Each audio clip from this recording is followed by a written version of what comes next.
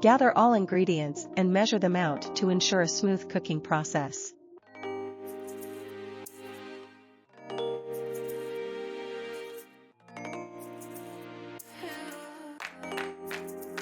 In a medium saucepan over medium heat, melt half a cup butter, stirring occasionally to ensure it melts evenly.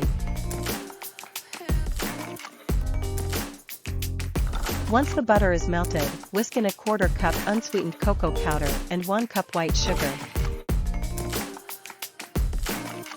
Continue to whisk until the mixture is smooth and the sugar is fully incorporated. Gradually pour in half a cup evaporated milk, whisking continuously to blend the mixture thoroughly. Continue to cook over medium heat, bringing the sauce to a gentle boil. Allow the sauce to boil gently for about 5 to 7 minutes, stirring constantly. The sauce should thicken as it cooks. Be careful not to let it boil too vigorously to avoid scorching.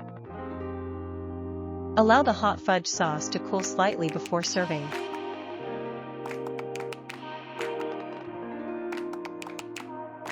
Serve warm over ice cream, brownies, or your favorite dessert.